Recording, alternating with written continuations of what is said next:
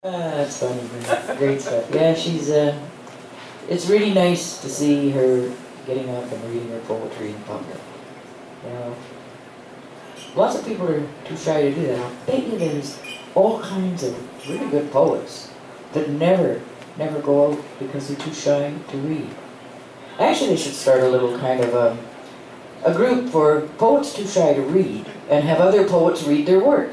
Then we can get to hear it. Poet support group. Yeah, poet support group. Yeah. Alrighty then. Now, next up is a fellow who I don't know, but I'm certainly looking forward to hearing him because he has a name that sounds like a movie star.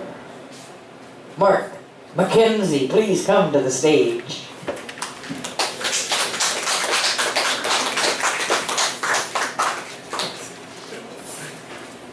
Hi.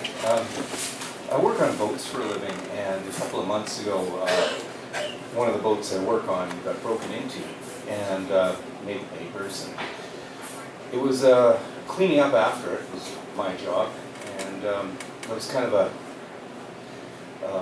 bit of an epiphany in a way, because you're doing this sort of forensic analysis or archaeology on the perambulations of this guy that was moving about the boat that I was working on, and it was a kind of an uncomfortably intimate experience.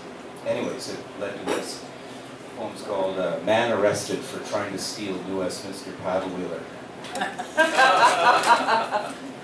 The wreckage of a man's life you encounter when you clean up the boat he has broken into. The spray of safety glass on the wheelhouse carpet is the least of what has shattered. Who are you, buddy, to wade into the Fraser River on the last day of February with a piece of scaffold brace to force the door and a wretched bundle of tensor bandages, herbal supplements, and women's scarves from the last place you broke into? The first aid kit strewn all over the deck because you believed a BC Level 1 might actually contain opiates. Running shoes, sweatpants, and LA Lakers shirts still sodden hang in the galley. For food, you sequestered corn chips, a jar of maraschino cherries, and a can of pimentos for later. 8 cans of Red Bull and the 40-pounder of tequila you threw at the police were the only things you took from the bar.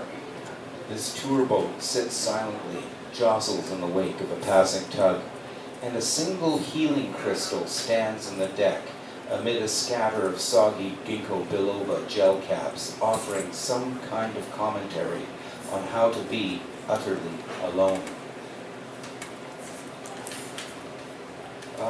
We used to live in a little yellow house in East Van, and like all old little yellow houses, it was doomed, and so eventually we got evicted. But it was a good couple of years we got there. This one's called Brewery Creek. Our house almost floats on buried water, a cradle for a creek, struggling to be reborn, learning forgotten trackways to the sea, seeping through the pores of old concrete, pooling in the backyard and taking the measure of an alien century. Our rented house with spavined ridgeline, molting shingles, its floors off level, and a river beneath us, forcing through the cracks to collect in rivulets in the low corner of the basement. Buried water riding the bones of ancient ravines. Does it remember the mudflats, silent tidewater of another time? All this moving water, too obviously a metaphor for the hidden currents in families, the subterranean mystery flowing beneath our lives. Then how fitting, this house in a discount shade of yellow and slapped up with a minimum of second-rate lumber and a vague approximation of square. This house that shakes and bounces with the rhythms of children, pushing into a new century with sway-backed gable and spongy veranda. How fitting this house, which draws laughter from us so easily and cups it within its battered walls, should have such a stream beneath it, improbable, inconvenient, persistent, asserting itself, pushing upward into the daylight. Thanks.